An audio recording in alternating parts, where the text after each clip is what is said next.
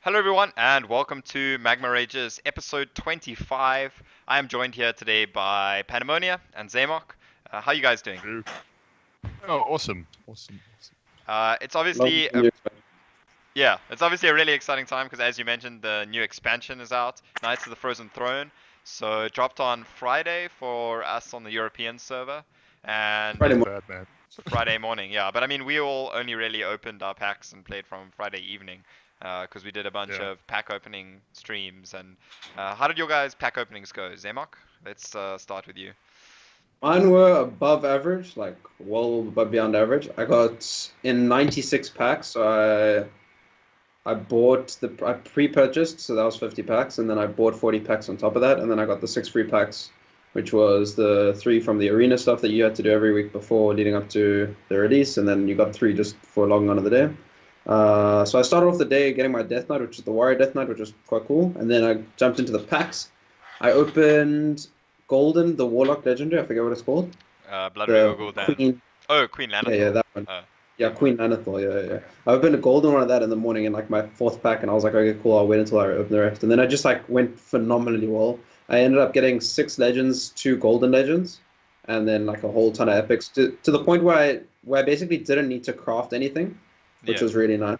I've never had I've never had a pack opening like that ever. And at one point I'd opened six and I was down to my last 10 packs, and I was just sitting there opening the last few like not thinking anything, and then I opened the Priest Legend, and I was like, whoa! And then I opened the next pack, and I got the Warlock Death Knight as well, and I was just like, that was nutty. I've never had such a successful pack opening before, so it went really, really well for me. Nice. Really well. And you, Pandemonia? Well, it wasn't bad. It wasn't great. I had about 180 packs. So the 50 pre-order, then I bought 40, and then I had saved out like 9,000 gold. So I had bought quite a lot of packs. Oh, geez, that's all. Oh, you bought Uh, So in terms of like card-wise, I mean, I got basically, I didn't get like, I got enough dust to craft the cards that I wanted, like Lich King and whatnot. But like, I mean, I opened 11 legendary normal legendaries in 180 packs, which is like slightly under average. But like for those of you who remember, not nearly as crazy as my Journey to Ungoro opening, which was like disgustingly amazing. Hmm. Yeah, But kind of like, evened itself out. sorry. I said it kind of like evened itself out, I guess. Yeah, I mean, Unfortunately it for still you. wasn't bad though. Like it was still, I mean, still well under the average. Like because they say once every 20 packs, mine worked out to like one every 16 legendaries. Yeah, Yeah. And for the first half of my pack opening, I was like going at one out of every 10, and then That's basically it just slowed down, obviously quite drastically. Yeah. Yeah, And I you was did? actually averaging about the same in like one in every 16 packs. I opened 133 packs, got 7 legendaries and 1 golden legendary, so 8, which is not too bad, although there are quite a few that I still wanted to craft. Like some of the legendaries I opened are yeah. pretty trash, like Rodface. So I already We crafted all, some, but we'll get to crafting and what to craft a little bit later. But I'm actually going to be opening some more packs, I think probably after the stream, because I still quite a bit I need, and I calculated that it's not really worth it with the dust, because there's still stuff I need from old expansions, and it's better for me to use my dust to craft that and just open new packs, because PogChamp new packs. So yeah, so I mean, my pack opening is on the YouTube channel as well, if you want to go have a look at it. Patamonia and Lions joined me for that, and I'm sure you guys are gonna upload yours somewhere eventually at some point. Yeah, definitely. If you yeah, record, that. I assume you recorded yours. So yeah, hmm take a look out Did for you record those. yours, though? Sorry, Pandemonium. Oh no, I think I recorded it because it was coming through Skype on my channel or this Possibly, channel. maybe. So anyway, we'll see. Uh, anyway, so obviously that's given us a weekend to play around with some decks and see what we can find that's been working for us. So let's start off with Pandemonia. Well, what decks have been working for you, and what decks have you got to show us today? So the decks I'm going to be showing, it's probably people aren't that surprised. It's Priest and Warrior. So I did also No, play we're a not bit of, surprised. No, I we're did not. also play some Druid and some Control Paladin, but this time we're going to be focusing that I going to be we're going to be showing today. It's a Inzoth Control Priest and a Tempo Warrior. Yeah. So what's special about this N'Zoth Control Priest? Why isn't Zoth worth it now in Knights of the Frozen Throne?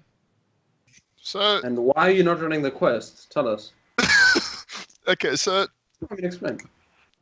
the new cards that kind of jumped out in terms of wanting to be an N'Zoth deck is the 9-drop Obsidian Statue, which is a really strong late game card. It's a 9-mana 4/8 minion, got Taunt, Life Steal, Death Rattle, destroy a random enemy minion. So it's a really nutty card. Like I'll be honest, I was not impressed with it like before the set released, but then I opened 2 in my pack openings. I was like, okay, cool, let's try it out, and it's been performing. Yeah. It's It's one of the reasons I want to open more packs, because I have none, and before when we were theory crafting, I crafted some lists that had Obsidian Statue in, and I currently can't play them without sort of spending dust to craft them. So yeah. And cards like Eternal Servitude just are also like it's a really powerful card from the expansion.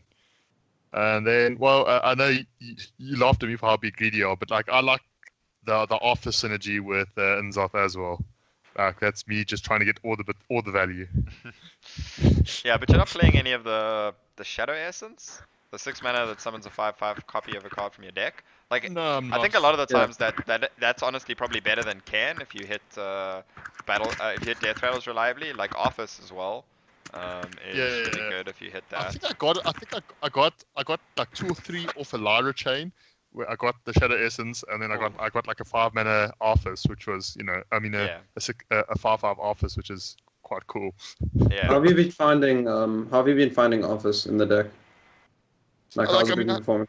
Like it hasn't been too bad. I mean, okay, so bear in mind the meta that I've been facing mainly has been slow. Like has been a lot of the druid, like these ramp token druids, where you have a bit of time to you're not dead by turn 6.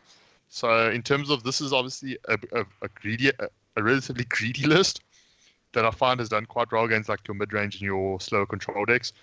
I think I managed to beat like 1 or 2 aggro decks, but it's always going to be tight because the early defensive tools in this deck are obviously very limited, and you kind of need to hit them timelessly, otherwise you just die.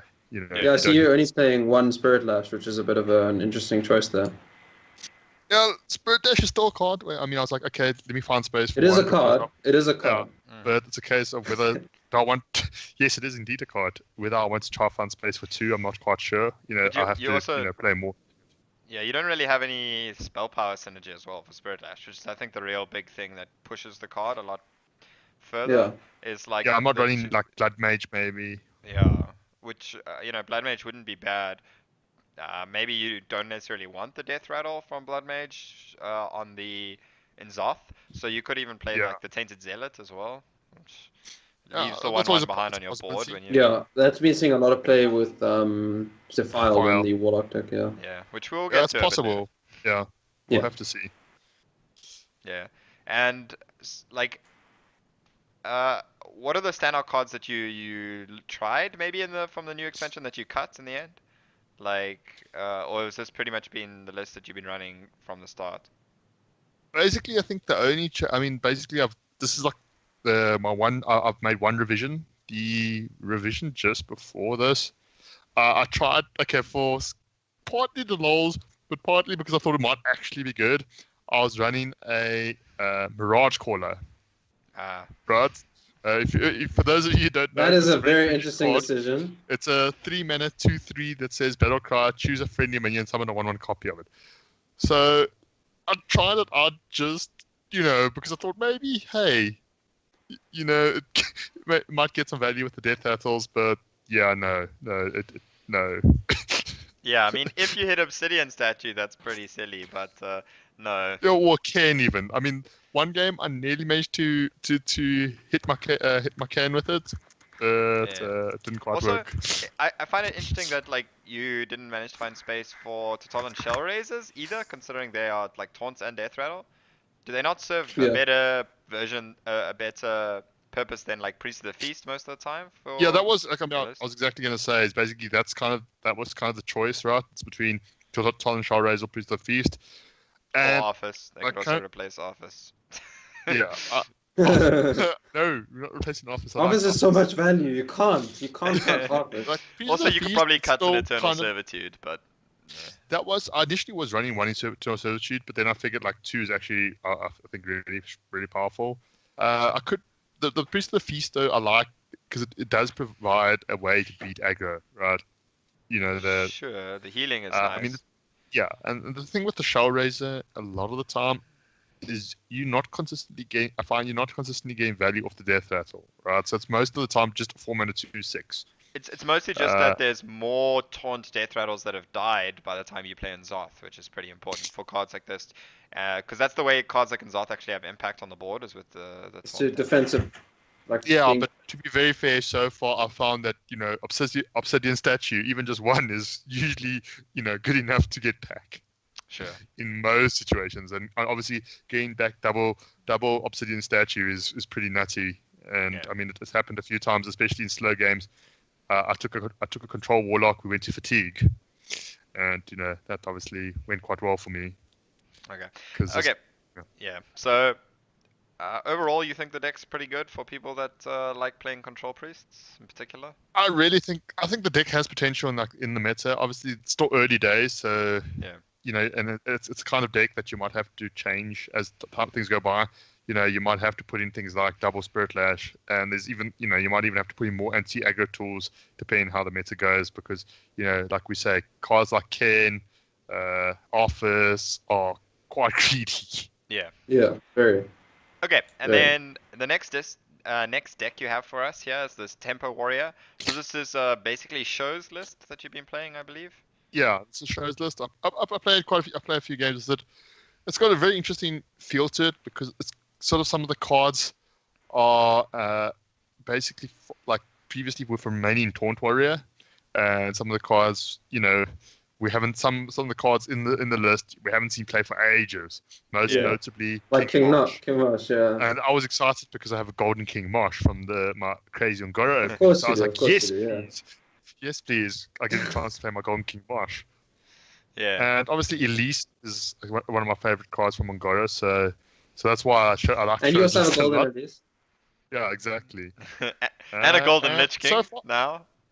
yeah, that was my The- one golden card. That was okay. Two, I crafted two golden legends. That and Office. The crafted Uh, Golden Office. Anyway. Yeah, I know you don't approve. But Lich King, I like. Lich that King's is fair sick. enough. That's fair enough. If you have the dust to craft a Golden Lich King, that's probably fine. But in terms of Golden like, Death Coil looks so good. yes, it I does. All the yeah, I saw it over like, the weekend. Damn thing, that thing looks good. so far this tempo roller list has been actually quite impressive. It's like the board presence, and I did find that sometimes, even though you have Elise, you do tend to like kind of lose steam mid to late game. Sometimes, obviously, you try, you've got cards like Lich King and Grom to try to close out the game, but I still And find that Battle Rage. I mean, and that's Battle that's Rage, the big but I thing. still find no. But even though you have that, like some of the games, maybe I just played the matchup wrong, but sometimes I still find you running out of a bit of gas, and Yeah. especially like the deck, like most notably, I noticed against like the token Druid deck, like they kind of can, I think, outlast you. They have more resources to outlast you, I find. Yeah. And that's obviously quite a popular deck right now. Yeah, and Yeah, you'd think definitely. a deck like this should be pretty good against those kind of decks simply because of the massive number of whirlwind effects it has, with Blood Razor in particular being the new card that I'm has sort talking of a the double. the token Druid I'm talking about is like the You're talking taunt about one, the taunt basically. one. Okay, Yeah, that's a I'm different. talking about the taunt Yeah, token. sure. Oh, yeah, okay. There's like Yeah, I'm talking about that one. quite a few variants of Token Druid at the moment. Yeah, that's what I'm Um, saying, but I'm referring to the one with the scarabs, and they But buff the scarabs. Even that one with Sleep with the Fishes is pretty good against that deck in particular. It is good, but remember, And, it's and the still like they whirlwinds get quite into chunky. King Marsh and yeah. Yeah, Anyway, but yeah. yeah, I get what you're saying. It is definitely. I actually played a bit of the same list myself as well. Um, I only played like 5 games with it but it was performing pretty well.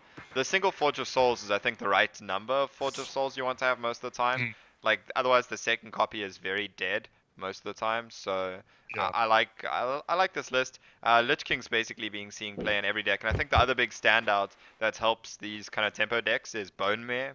It's been sort of a standout Yeah. in quite a lot of lists, and I think also really does help this Taunt Warrior list as well. I don't really understand the sleep in this because this isn't a taunt warrior. This is a tempo warrior, right? And like Yeah, Yeah. sorry. the thing is with tempo warrior traditionally and now included, because I mean I have played a bit of tempo warrior as well. Not much, but still. Anyways, yeah. So with tempo warrior traditionally and now included, you've always wanted to damage your minions and then like reap the rewards, right? Like cards like Battle Rage, It's not. just getting buffs and like frothing berserk and whatnot. But sleep is kind of anti-synergy in a way, and it can be very awkward because it's kind of like, okay, you want to be, you're only going to play it if you're from behind, but others are just dead. You know what I So, mean? so the thing is, this deck actually mostly is tempo in the sense of flipping the tempo on the board. So sleep is actually probably the most key card that I found. It's actually a lot of the time not about just putting minions on the board and damaging them to like get battle rage synergy. A lot of the times it's actually really you do tend to be behind on the board early, especially when you're playing cards like Acolyte, Ravaging Ghoul, or sorry, not Ravaging Ghoul, Stonehill Defender, and you really don't have much in the way of early drops. I mean, there's Armor Smith and like you can play Fiery War Axe. So sometimes you do manage to get ahead and the sleep gets a little bit awkward. But honestly, most of the time I find sleep is pretty good because you tend to be behind and then try and like flip the board when you use your second activation of Blood Razor, right? So you go like Blood Razor and sleep and then you develop behind that. Um, Yeah. Obviously, there are times when it gets awkward, but I actually think Sleep with the Fishes is a pretty key card in this deck. I was also skeptical the first time I saw the list. I was like, okay, I'll try it. But I actually think Sleep with the Fishes like serves a really good purpose in this deck. It's a little bit slower than your like old Dragon Warrior, Dragon sort of tempo warriors Yeah, of it's of very different to the the list that past. I was playing. I think, to Like, be honest, this is like more a hybrid, like between yeah, tempo and control. Like, yeah, I agree with that. even when I play it, it doesn't feel like Dragon Warrior and the early tempo warrior lists where you're running things like Korkon Elites and Yeah, the Yeah, the but very that's first noticeable. tempo warrior list. Like, this is Yeah, definitely a slower version, especially with cards like Elise, Ali Armorsmith, Stonehill Defender. So yeah. yeah, it's kind of trying to find a balance between going full control and the aggressive game plan, and kind of it's sort of it's putting itself as a mid-range deck that kind of obviously tries to adapt to the situation finds itself in. Yeah, but that's why I say like I find it's almost a little bit closer to Rogue than the old Tempo Warriors. Like almost a Tempo Rogue because it's really more about flipping the board, right? That's the thing that Tempo Rogues have Yeah, always done well in the past. It's not to play a Tempo deck. You don't always have to be ahead if you have a good way to flip the board when you're behind, and that's really I think where this deck excels. Um, Also, like because you're King not Marsh playing is many another minions great early on. example of that. As if you get Yeah, behind and you can Blood Razor into King Marsh is pretty good. Like Blood Razor is actually a really key card for a lot of those kind of tempo yeah. flips. Bloodraiser is as good as I believed it to be. yeah. In the right deck, sure, yeah. But even in I thought Taunt it was Warrior, the it's been only pretty good. like I thought it was one of the only cards that was like sure to see play. Like there were a Yeah, few yeah, cards that I said, and Blood Razor was definitely one of them, and it has pretty much filled our what was the word expectations, yeah. fulfilled our expectations. I still think it's a lot worse than Death Spite, as people would tend to kind of compare it and overrate it. I I think a don't little bit because of know. that, but it is still Yeah, pretty good. it's okay. I will say it's It, probably not as on the power level of Death's not in the part, I don't know, but guys. It I has would say it's just its. below it. It's So not like I strictly would, worse. It's not strictly worse. No, it's not because it has the battle cry for the whirlwind. But Yeah. yeah, yeah, the so lower attack there. yeah, so those are definitely two interesting decks. We'll put all the decks in the description and share the links to them on Twitch. But yeah, they seem to have been performing well for you. So Yeah. they're definitely interesting decks to go out and try, depending on what you prefer. Yeah, the Uh, only thing is the Inzoth Priest, dust-wise, is quite an expensive deck, but like yes, as like majority, a lot of control decks are. It's got a lot of epics, and and quite a I lot of think it's like legendaries. 12,000 dust. Yeah. It's like it's quite an expensive deck. Yeah. Okay, well, next we're going to be talking about a deck that Samok brought here. This is, I think, a list you built yourself, but also Yeah, kind yeah. of close to I did. some other lists. This is something we sort of were theorizing before the expansion released, sort of the Prince Taldaram with Malagos synergy, right? That's Yeah. the big kicker here for a way to get combo damage with sort of double Malagos effects on the board, and Moonfire then gives you 22 damage with both Moonfires. So So yeah, I did 100% come up with this deck like independently, and then I went on Twitter a day after I made it. I played this deck for a day straight, pretty much the only deck I played. And went on Twitter a day later, and then I saw people like posting similar decks. So I was like, oh, I mean, it's expected. People are gonna come up with the same decks, right? Like yeah, I it's mean a normal the thing. Prince Tal'Daram Malygos thing was relatively obvious, to be honest. Yeah, We spoke about yeah, it quite a bit before, and like I also really wanted to play it, and uh, Druid is kind of the one class that can get away with it the best, not having any 3 drops. So any Prince three drops, Tal'Daram, for yeah. those that don't know, is a 3 mana 3/3 that if you have no other 3 cost cards in your deck, he becomes a 3/3 copy of a minion on the board. So you can get Malygos out and then like innovate Prince Tal'Daram, right, for the dream, and then double Moonfire. That's kind of the dream combo Yeah. here for damage. But Um, it isn't the only use for Prince Tal'Daram in this deck. You also have like Violet Teacher and Arcane. Well, actually, Arcane Giant's pretty useless to copy. well, not Archangel, but Yeah. Vita Teach is the big one, and also sometimes. So I mean, like, and Fanduel even. So like the big thing with the deck is it was kind of like a throwback to Token Druid, which was, I mean, like not current Token Druid, which is like the Yeah. aggro style Token Druid. I mean, like the Token Druid from like December last year, not December, sorry, August last year, right? Yeah, the original Token Because Druids. we played a lot of that Token Druid, and then that Token Druid eventually evolved into this Malygos Druid thing. When Mali Druid was a thing, and we had Malygos, and we had the Arcane Giants, and we had the Violet Teachers, and the Power of the Wilds, and whatnot. And then with the introduction of Mark of the Lotus, that kind of synergy just becomes even stronger. Now you've got more ways to generate those tutus with Violet Teacher. Mhm. And so coming into this expansion, I was like, okay, I really want to try give this Malygos Token Druid another chance with the Arcane Giants and whatnot.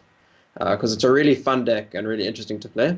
And then the other synergy, as you said, was the Prince Taladram. So the big combo there is you go Malygos, Innovate, Taladram, Moonfire, Moonfire. So it's a 5 card combo, which sounds ridiculously hard to pull off because it is. 5 cards is nutty. But the thing is, you have 2 innovates. You've got 2 innovates for starters. So you don't need to draw you don't need to draw one ofs of each card, which is Yeah. useful.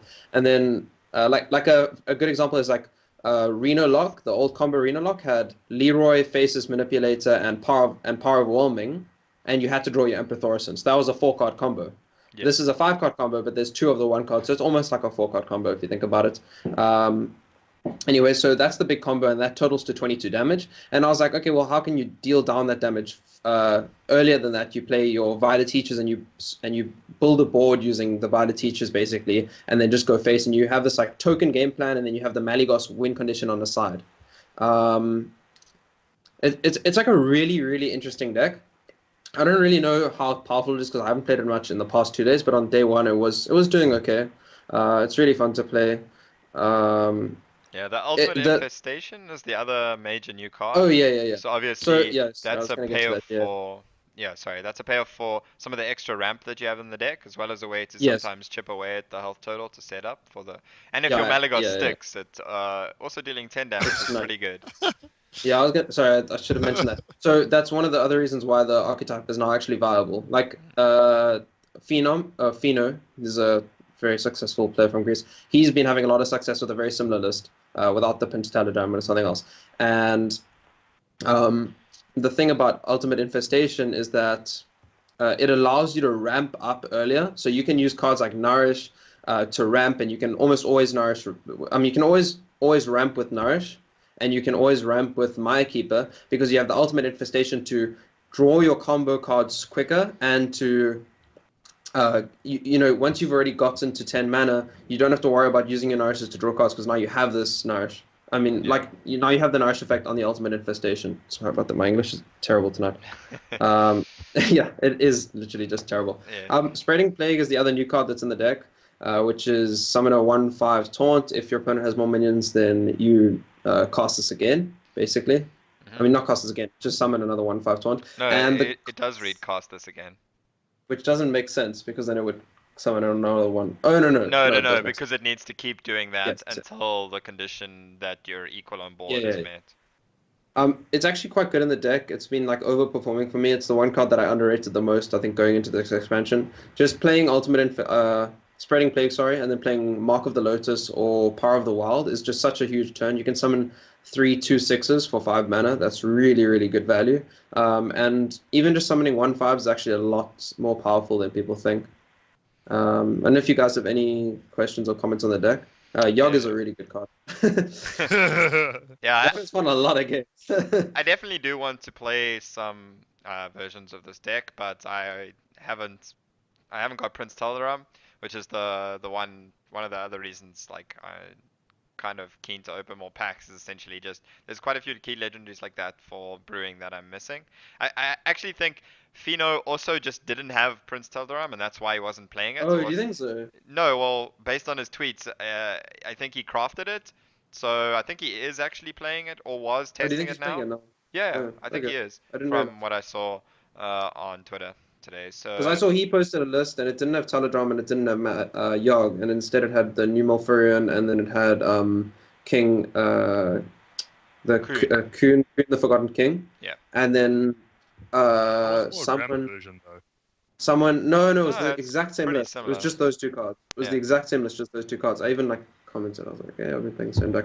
And then someone, I can't even remember who now, but someone commented, like another pro commented, like, why no Prince Taladram? And then he was like, Yeah, well, and then he said he crafted it and said, then somebody said it's 22 damage or whatever, and then he said he's convinced he crafted it, and I don't know if he's actually playing it or oh, not. okay, I, I or didn't I see don't know that. if he was memeing, to be honest. It is Fino, Uh, so But it is, see, the thing is, like, you can win just off the tokens, right? It's very yes, easy to yes, win yes. because Violet Teacher is such a powerful card. But the thing is, they never see the 22 damage coming. It's such a potent effect. Like, 22 damage from hand as a Druid, and after coming off this whole, like, this, you don't expect something like that. You don't expect such heavy burn, especially from a Druid. The maximum you're ever expecting from a Druid is 4, maybe 8 if you're expecting, like, a double swipe on turn 8 or higher. But even that's unlikely. Whereas this is 22 damage, and you're definitely not expecting it coming off a token game plan, right? No one goes from summoning a bunch of 1/1s. Like, you don't see Pirate Warrior suddenly doing some big wombo combo, like playing a bunch of Arcane Giants at the end of their deck. Like, it doesn't happen. But this deck, Don't you give can him get away ideas. with playing the big combo, and you can get away with playing the token game plan. So it's like it can be very, very powerful. Yeah, I get what you're saying. It's not one-dimensional in the kind of combo plan like maybe Malagos Priest is, as I tried that briefly, and that's really bad. Yeah. Like, if you wanted to go like full combo, you're probably playing like double Earthen Scales, right? It's like just playing a more defensive list, you know? Yeah, yeah, But this is the alternate options of the Violet Teachers and yeah. whatnot. It's like an interesting deck. I'm tempted to cut one Ultimate Infestation just because the second one is always dead. Like, you never Yes, play two. But the yes. thing is consistency. Yeah, And you need to draw one almost every single game to win. Like, I hate to say that, but I mean, because usually if you're drawing one, then you've drawn like one nourish, right? Or you don't need to draw all your nourishes and ultimate infestations. Like, it gives you, it's like a yeah. third card draw engine, right? And it's important just to hit one of the big card draw engines. You know, one of your nourishes, one of your ultimate infestations. But I feel like dropping one is just going to lower the consistency of the deck so much. So I'd rather just have one dead card every now and then and win a couple more games.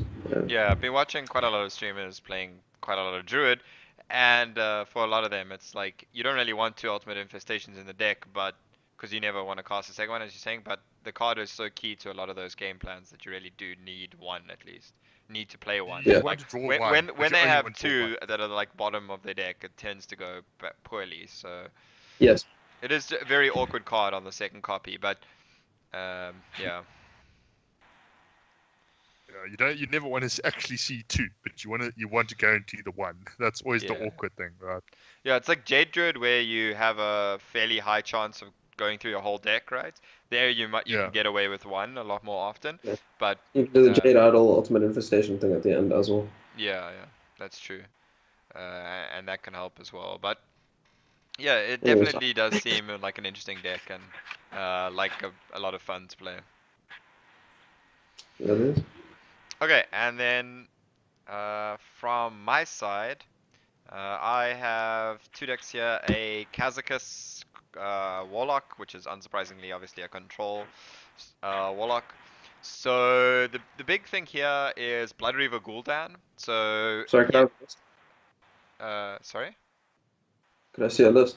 Oh, yeah. He has the battle cry that summons a demon. So, sorry, summons all your Any demons that demon. die Summons this one game. demon. No, It no, summons one demon. It's a very powerful death knight. Just I'm summons trying to one get demon. you your list, man. Quiet. He summons all of your demons that have died this game. So if you can get out some like really impactful demons, like in my list I'm running Lakari Fellhound and Doomguard, even though they kind of force you to discard, which is a little bit awkward. But to get around that, I have Cruel, the Unshackled. So he can Oh actually wow, if you're that's running greedy, the eh? singleton deck, you can actually get out the extra demons like that. And But you then can you, run less that then, right? Like less demons, and then you play cruel, and then you can play your well, yeah, I mean, what's his name? you inevitably have to play less demons because of the, yeah, like it's just Voidwalker. I'll link you the list in a second, but yeah, it does help. Most of the rest of the deck is pretty defensive, right? We're talking like healing and cards like Defile with Tainted Zealot and Blood Mage Thalnos that can help you survive because that's really what you're trying to do for the rest of the deck is to just survive. There's quite a lot of taunt in it as well. Even running Stonehill Defender as well to try and help find extra taunts and have some early taunts as well as like Tar Creepers and I tried a version with Faceless Manipulator for a bit as well. But at the moment, I'm actually running Cruel Dynamancer, which is just something I was really testing to see that if you do have to play the discard cards from hand, then you can sometimes bring them back with the Dynamancer if you happen to What's hit a cool minion. Dynamancer? It's the 6 mana 5/5 that Oh, has Death okay. Rattle, summons a minion that you've discarded this game. Yeah, So yeah, it is a pretty greedy uh, list, the Kazakus Warlock, but I've also seen some pros and whatnot come out with relatively similar lists as well. Obviously, you also have the like Mountain Giants and Twilight Drake handlocked kind of stuff to taunt up with cards like Sunfury Protector. And then also playing Doomsayer also just to help out the early game. So I think it's a list that obviously needs a lot of refinement. And the thing is that when you like Kazakus decks can adapt pretty well to the meta because they tend to have quite a lot of flex spots. So it's definitely a deck that'll take a lot of refinement before we can see anything really good out of it. But it is a promising sort of archetype for Warlock, and Blood River Think so? Gul'dan seems quite strong. No Reno feels bad, man.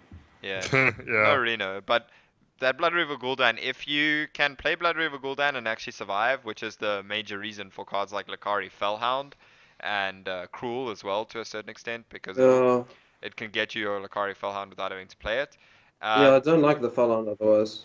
yeah, the It's Fellhound is purely there for the taunt when you play Blood River Gul'dan, which is actually pretty important because if you yes, yes, if, yes, if of you course. survive that turn you play Blood River Gul'dan, then your like your new hero power, the Siphon Life, is just pretty Yes. ridiculous to be honest. Yeah, yeah, it's nutty. Yeah. It's so silly, and that's also partly why I have Doomguard as well, right? Doomguard doesn't have taunt, but it does have charge. So when you play Blood River Gul'dan, getting a charge minion, if you don't have the taunt, is also really impactful on the board. So you can actually remove something. So Yeah, Blood it's River fast. Gul'dan, yeah, it helps a lot there. I haven't had to play the Doomguard or Lakari Fellhound from hand very often, to be honest. But the deck, I haven't actually had a chance to play the deck as much as I would have liked. Um, with all the Are there no ESL and more whatnot. viable lifesteal cards that you could play? It's only really Drain Soul. That's the so I really tried. I literally searched Lifesteal, and it was pretty much just Drain Literally Soul search and it. yeah, like in game, it's pretty much just Drain Soul and Blood Queen Lanathal. And I didn't have Blood Queen Lanathal, which is part of the reason I'm not playing her. Also, she's not a demon. If she was a demon, I might be more inclined to play her. Um, but even if I did have her, I would probably test her, to be quite honest. Probably in place of the Tar Lurker. Um, just because the lifesteal is pretty helpful to keep you in the game, and there are a few scenarios where you might have to discard with, Soulfire, Twilight Drake, sorry, Lakari Fellhound, and Doomguard Yeah. in the deck. And then It also just it just really just depends on the meta goes, right? Like yeah, how another good is card. it against aggro? Hmm? How good is it against aggro? It's not too bad. Obviously, it suffers from a lot of the previous Reno issues of, wanting to Consistency. hit, yeah, wanting to hit cards like Kazakus and Doomsayer and stuff like that early, right? Like if you hit the right curve or you get the right like Tainted Zealot Defile turn, that really helps a lot as well. So the Tainted Zealot Defile, for those who don't know, has like really good synergy because Defile reads deal 1 damage to all minions if a minion died. Um, then cast it again. So very much like that Spreading Plague. And Tainted Zealot is a 2 mana 1/1 with Divine Shield and spell damage +1. So that means your first Defile deals 2 damage, and then hopefully that should kill something. And if it does, then your second Defile will deal 2 damage again, and because the Tainted Zealot survives thanks to the Divine Shield, and then the second Defile will definitely kill the Tainted Zealot, and then it'll go off again, dealing 1 damage that time at a bare minimum, and then it can chain a little bit further than that. But for the 2 card combo, dealing 5 damage to your board is pretty strong. Like I'm not Yeah. actually running cards like And it can go further. That's the yeah, thing. it It can go can go further. Yeah. further. And Very Because easily. Defile is also more versatile, so there are times where you can set it up without having to have the spell damage, or in this case, I even have the Blood Mage Thalnos as an extra way to set up the spell damage, as well as to synergize with Yeah, cards like so Hellfire. I think the files make like the file you bring up. It's an interesting card from a design perspective, but also like in terms of having to play around now. It's not like it's an interesting mechanic to have to play around because previously we were worried about the main things you're playing around were placement. So like things like Meteor or like making sure nothing was on 4 health for Flame Strike or 3 health for Hellfire. Now Yeah. you've got to kind of carefully go, okay, make sure my minions' health don't aren't line on the up, step. right? Don't line Yeah. up 2, 3, 4, 5. Mm. Like try to Or separate. or Try you have to 1 make and sure 3, that 1 and 5. Or they don't have trades on the board that can line it up. That's the other thing, yeah, right? Like even if you don't make sure you don't line it up, like if they have some trades on the board that they can use to line it up, it's quite something to get used to having to play around the yeah, file and even just playing with it. So that can make things yeah. quite interesting. As Hot Form said on stream, a thinking man's card. Yeah. That That was a funny clip. until he and then and subsequently he defiled when his opponent had a rot face on board. Oh. So, and then afterwards he's like, "Yep, a thinking man's. I was not thinking." And That was a I very mean, funny. Defile could chain really hilariously with Rotface if it summons like a bunch of Blood Mage Thalnoses, for no, example. but yeah, it was hilarious because it spawned like 3 or 4 legends off of it basically because Yeah. it killed a bunch of other stuff. Yeah, So yeah, it's a yeah, very interesting card. yeah. And then another card that's been performing quite well is Despicable Dreadlord. It's 5 mana 4/5. At the end of your turn, deal 1 damage to all enemy minions, which is actually pretty powerful and also a good thing to bring back with Blood River Gul'dan. So I tried a variant of sort of more handlock variant of this deck as well. That obviously runs 2 copies of a lot of the cards, but doesn't run the discards cards like Lakari Fellhound and Doomguard, obviously. And there, it's just pretty important to bring back the double Dreadlord as well to actually have the Gul'dan have impact on the board, because then it kind of does 2 damage AoE on the turn you summon it. And that helps a lot as well to make Gul'dan a bit better in those scenarios.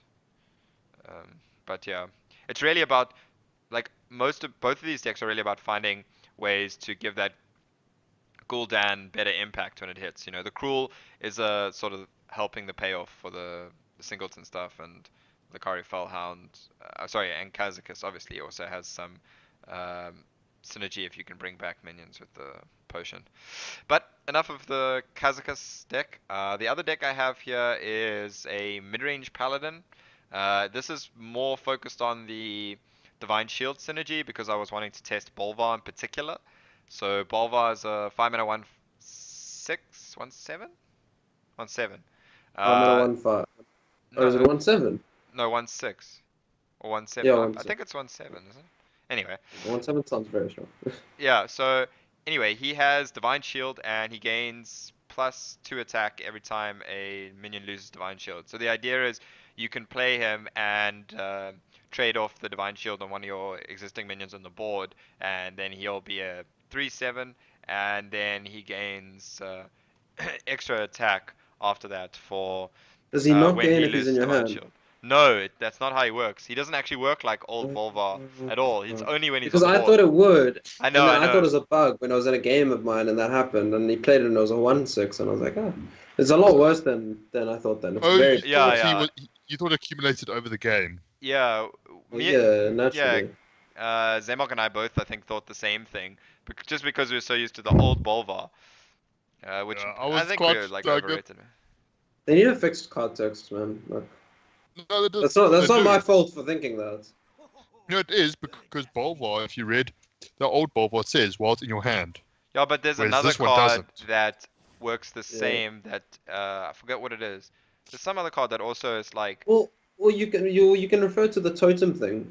Uh, what's it? Oh, no, Thing no, from sorry, below. that's an inconsistency with the beast card.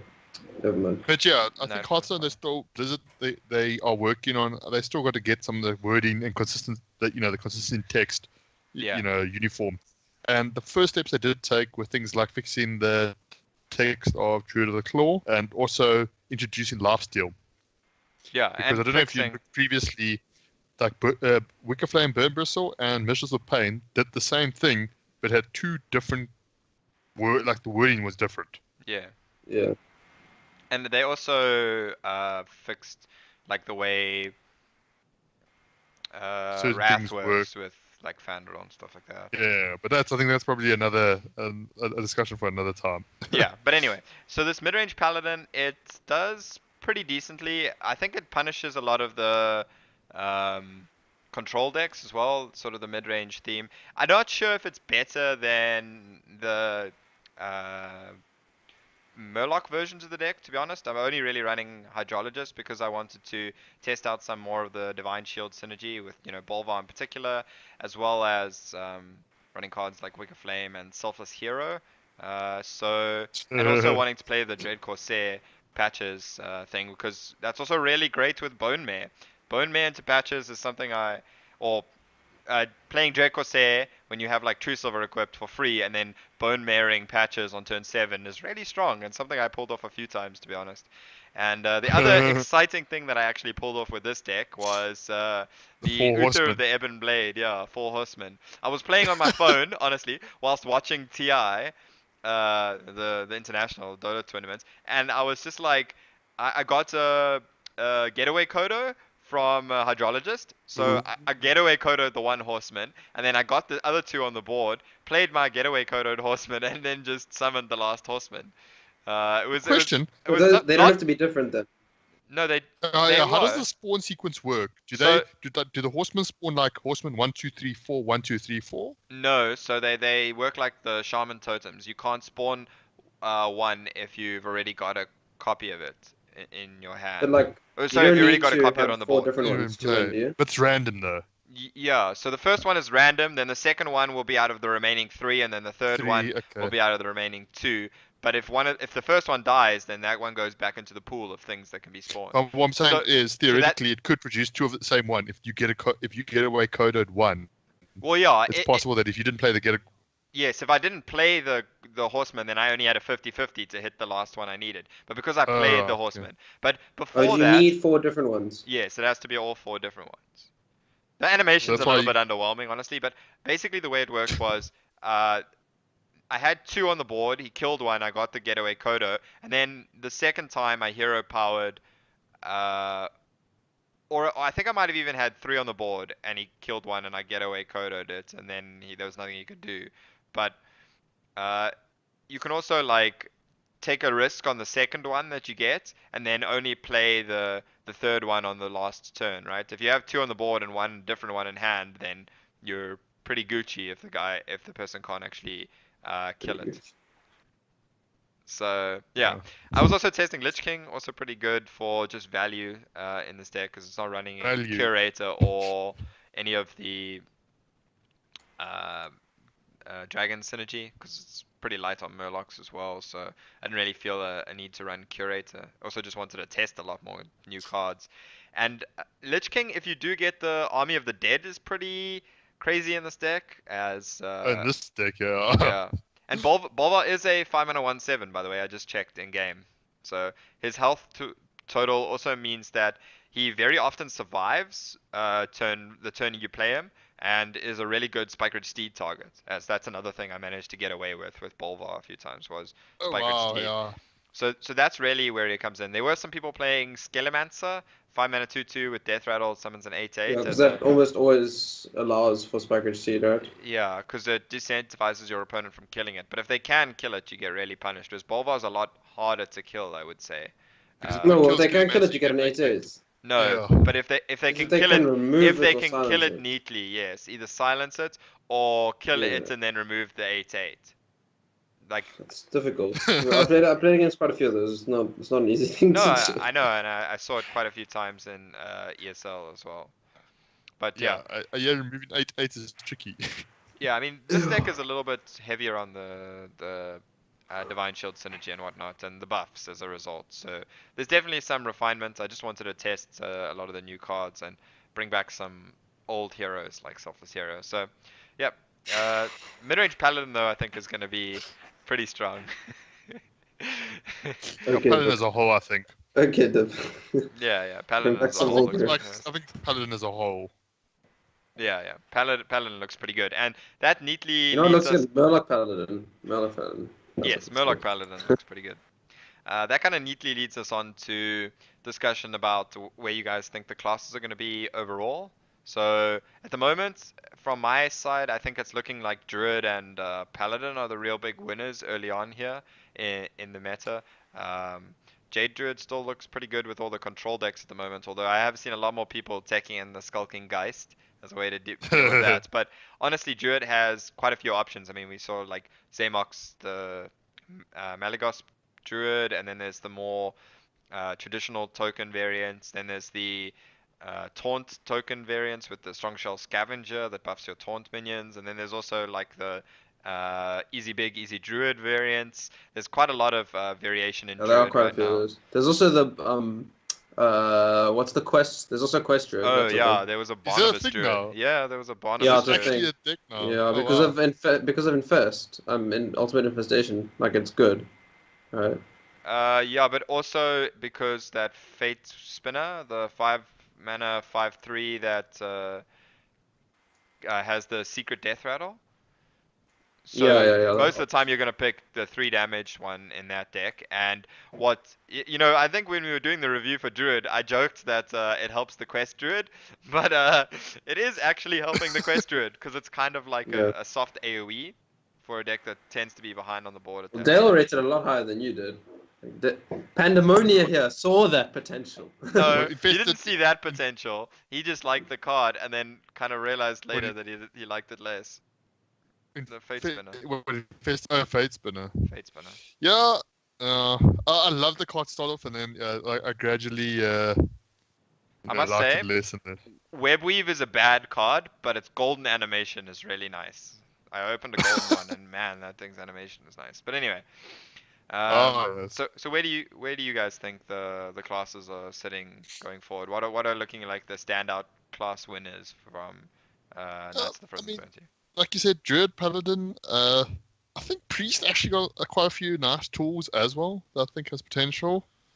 Like some classes that might be a bit slow, let's say, to like realize whether they really can survive. Like Hunter and Warlock Yeah, I think specifically. it's gonna be an interesting one. Yeah. Obviously, people are starting, experimenting, but now it's a case of whether those decks stick and are still part of the meta, right? Yeah. So that's kind of what we'll have to wait and see. I think that we're gonna be in an interesting meta. I think Pirate Warrior is gonna come out on top. Yeah, it's still a deck. It's still going to be a deck. Yeah, it's still a deck. Meta. No, I don't know. I just think I don't know if you can say it'll come out on top when there was really strong counters for it, and in like Token Druid and Token Shaman, I think those are just not popular right now because Look- they're older decks, and that's kind of why you're not seeing Pirate Warrior. But ultimately, like, I don't know about Pirate Warrior coming out on top when it really settles. so. I just think that with all the new Death Knights, right, there's a lot more options to play the greedier, slow control decks, right, and that allows those can beat up on the Pirate Warrior and your Token Druid and whatnot. But the thing is, Jade Druid is still so powerful. Miracle Rogue is still powerful. And those two decks really beat up on the control decks. We're going to kind of see that.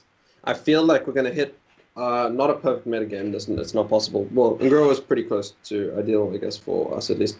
But we're going to kind of hit a metagame where we're going to have a lot of good control decks, a lot of good anti-control decks, and a lot of good aggro decks. I kind of hope that's where we're going to. It's going to make the meta very rock, paper, scissors-y at times, but it just means that you're also going to hit a lot more of like control mirrors, you know what I mean? Like big, greedy control mirrors. And obviously it's still early days, so it's very hard to anticipate that, but I feel like control definitely got a lot of love in this expansion. Like you can see lifesteal. There wasn't a single minion with charge that was released. There was one, right? It was just the lifesteal. 4-mana 3/2 with charge and lifesteal. 4-mana 3/2 with charge and lifesteal. It's not even an aggro card. Like if anything, it's a defensive card. And there was another mechanic that wasn't released this time as well, I think. Like an aggressive mechanic. I'm trying to think what it was. Or maybe I'm thinking of something else. But anyways, yeah. So there wasn't a single charge minion, and there were very few 1-drop/2 drops that were released that were actually aggressively based, like aggressively statted and aggressive effects and whatnot. Yeah. So I feel like aggro pretty much didn't get any love, which is fine. Aggro's still powerful. It doesn't matter that they didn't get love. There's still Token Shaman. We've still got Powered Warrior. And we've still got Token Druid. Those are still going to be things. Control got a lot of love in all the Death Knights. I mean, they all give you 5 armor. That's a lot more than people realize. 5 armor is a lot of health. A lot of effects are very good. Yeah, a lot of them have proactive battle cries that deal with board, such as the Priest, Death Knight battle cry, Shadow Reaper Anduin, the like mega Shadow Word Death. Even the Valero one basically protects you for a turn. The Rexar one, deal 2 damage to all enemy minions. These are very like defensive hero powers. Even the warrior one, which is equipped with a 4/3 weapon that kind of has the Magnetor Alpha effect. It's also a defensive card, right? So control got a lot of love, and Jade Druid. That's why Jade Druid's seeing so much play at the moment, and that's why it's so powerful. That's why Miracle Rogue is so powerful at the moment, because it's picking on these greedy decks. But at the same time, Jade Druid and Miracle Rogue being powerful means that aggro is still powerful. So we're kind of in this, at the moment, we're in this flowy metagame where everything works itself out. And I think that we're almost... Flux, I think. We're almost going to stay in... Oh, flux, is that the word? Sorry, I'm only 13. We're going to stick into some kind of similar metagame. As much as I hope, but I also do think that that's going to be the case, because Jade Druid and Powered Warrior and Miracle Rogue and some of those control decks certainly aren't going anywhere anytime soon. Okay. Yeah, I think that's probably, hopefully, along the lines of where we're going to be. Flux is not the right word that he was looking for, but anyway, that's not the point. Yeah, I get what you're saying. I do think things are looking pretty good, but obviously it's super early days to tell. We don't know if there's going to be some super OP deck. I mean, if you look at how long it took for, let's say, Token Shaman to get innovated, and that really towards the end of Journey to Ngoro was one of the standout decks. So, it could still be a while before we see any real powerhouses come out, right? So yeah, we're gonna have to wait and see. I think also the Quest Rogue nerf is a large portion as to why a lot of the control decks are playable right now. Is even beyond Jade Druid, Quest Rogue punished them even harder. So you can kind of see why, based on the cards they were releasing, they kind of preemptively nerfed Quest Rogue in a way, I think, rather than just for the existing metagame then. So yeah. The other major question that people are going to be interested in is to what cards do you guys think are worth crafting early on? What would be your standout few cards, Pandemonia, that you think are worth crafting right now? Okay, so I'm going to start. I'm going to say one probably you both would have said as well. I'm going to say the Lich King. Yeah, I gave you the easy first one. Yeah, you gave me the easy. Hey guys, you might not be seeing play in a week, so... Yeah, but I still think like he's a solid card. I mean, obviously, yeah, but like in terms of if you're looking to craft a legendary right now, he's definitely kind of the one I would suggest. The other neutral legendaries, the princes, some of them are actually seeing some sort of interesting play here and there. They're not worth. They're definitely not worth crafting. Yeah, that's kind of what I was saying. I'm saying they're not safe crafts, but I'm saying they are seeing play, but they, in my opinion, they're not safe crafts. We're talking legends here, right? We're not talking epics, right? No, when they say what... Yeah. Okay, sorry. I mean, unless there's like super standout epics, like from last expansion, I would say like Primordial Glyph was a super standout if you wanted to play mage. I like Office, but I don't know if it's a. Don't listen to him. Don't No, listen to him. But no, it's no. not. It's not a. No, You, listen to you're what I'm saying, confused. No, though. you're confusing the topic though. The topic is which cards do you want to craft or are Yes, worth but I'm crafting. saying. But I'm not I'm saying saying tell it's us not about the cards that crafting. are not worth crafting, because now you're I'm just like, saying that. yeah. Okay, let me. If you let me talk and explain, but- then No, but I before you think the guys cut me question's off. more like which cards are safe to craft, and they probably almost certainly will still see play So moving into a more if stable you give me a metagame. chance, I was gonna say like Malfurion, I think is a really powerful craft Okay. choice You said in office, terms and of then like Druid. made us worry. Yes, but like if you guys give me a chance, you guys have been cutting me off Yeah, before. but that was like Give me a chance. an off-topic So discussion about other cards. I just wanted to know the ones that you want to craft that are craftable, yeah, not so not the rest. like Malfurion, I said is definitely a craft. I think a good craft, and even the Paladin one, Arthur Uther of I the Ebon think is a Blade. solid. Really think Yes. Uther? I, I don't I'm know. I'm I tempted to craft disagree it, but on I don't know how good it is. I disagree on Uther to a large extent. I think that honestly, in a lot of the Paladin decks, I don't think he will see play in a lot of the mid-range Paladin decks. I just don't think that you need the effect that much when you have cards like Tyrion the turn before. I actually just I'm not sold on Uther in anything outside of really heavy control Paladins. I've been still gonna keep testing it in mid-range Paladin because I opened it, but I really wouldn't call it a safe craft right now. I do agree with Lich King and Malfurion, as I think Malfurion has definitely turned out to be very powerful, and Yeah. probably I'd say the one standout's Death Knight. I think the other Death Knight that's probably close to craftable for me is Shadow Reaper Anduin, if you really enjoy and play a lot of Priest. But with most of the class cards, it's really going to depend on if you enjoy playing it for players that are on like a limited budget. So yeah, I mean, other Yeah. than the sort of easy two standouts that I think you picked there, Shadow Reaper Anduin would maybe be one that I might add to that list. Well, Well, that's why I generally start with the neutrals because those are the safer ones from versatility point of view. Yes, I understand that. Yeah. And yeah, I would say that if you guys enjoy playing any sort of control warrior, tempo warrior, the warrior Death Knight is actually very strong. And I think Yeah. I think it's worth crafting. I think it's a pretty safe craft. I mean, I got lucky. I got it. I don't know if I'd have crafted it, but I think by now I probably would have initially. Initially I wouldn't have, but by now I think it's actually very good, and it's gonna see play in control warrior. It might even see play in taunt warrior. Maybe unlikely. That see just the weapon, the battle cry is so strong in itself, and the 5 armor is also very good. yeah. And then I know we don't really want to go too much into like epics, but honestly, if you do enjoy Druid, then Ultimate Infestation is the safest epic you can possibly craft. Yeah, I think I because agree. if Druid sees play at all, any Druid that isn't aggro Druid, it'll see play, and it's pretty much. I'm looking at all the epics now. It's pretty much the only epic that for me stands out as a very powerful card. There's no other epic besides maybe Obsidian Statue, but even Obsidian Statue's Fringe is a two of. Like if you want to craft an Obsidian Statue, maybe if you're short on dust, maybe craft one and sit on it. Craft the second one a bit later. But Ultimate Infestation is the absolute, I think, safest card epic you can craft at the moment. I think you can sometimes get away with the single ultimate infestation, depending on the like we spoke about some Yeah, Druid yeah. decks can I get mean, away yeah, we with it. said like you can get away with it. I'm just And saying it's safe to a bro. yeah, and you don't really want to in most decks. It's just that you want to for consistency rather than to actually play to. And so you will play to them Yeah, because of that. and ideally you want to have two copies of it. I mean, but we might see some decks cut down to one copy. I think as well. So it's maybe safe to play one copy if you have one for now at least.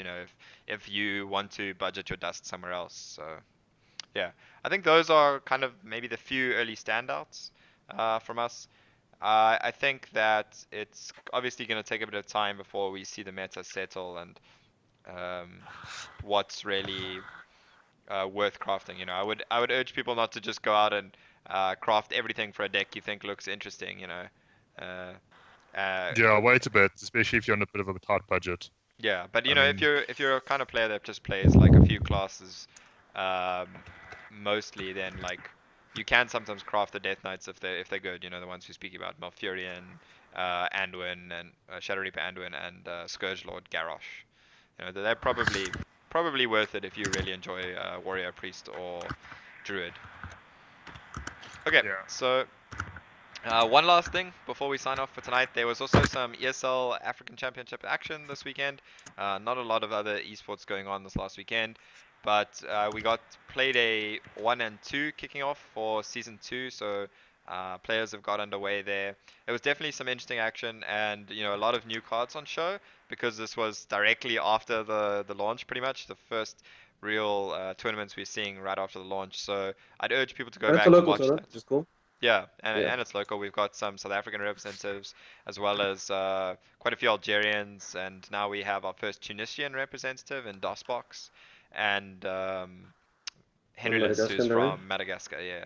So yeah, I'd urge people to go and watch those VODs. You can find them on the ESL Hearthstone B channel. And yeah, that was pretty exciting to watch. But this has already been quite a long Some episode as we've shenanigans. had. Yeah, there was a lot of Death Knight related shenanigans. Definitely some interesting stuff to watch there. So, yep. That's all we really have for this week's episode. Do you guys want to give any shout outs or any last thoughts before we call it for this episode? Um, As shout in, out to it's Pirate watch the Warrior next and shout out to Local development. Rogue. Sorry, you cut Uh, off a bit there, Panamonia. Sorry. You cut out a bit there on Skype Uh, being. As you're just saying, it's just interesting to follow the development of decks and see, this is now the important time of what makes a cut, as what decks keep seeing play, and then which ones aren't, are deemed not good enough and disappear completely, because now everybody's trying everything. Yeah. Yeah. Okay, so if you have any interesting decks you want to share with us, you can link them in the channel or find us on Twitter, Zaymok at Zaymok_HS, at Pandemonia last, at Dale Pon, and myself at Div_gaming. So yeah, you can find us on Twitter. Also, you can leave comments on the YouTube channel or give us a shout out on Twitch as well. And yeah, just like, subscribe, follow, do all those things that help the channel grow, and feel free to give us any feedback you have regarding the videos and well the podcast. Thanks a lot. Cheerio.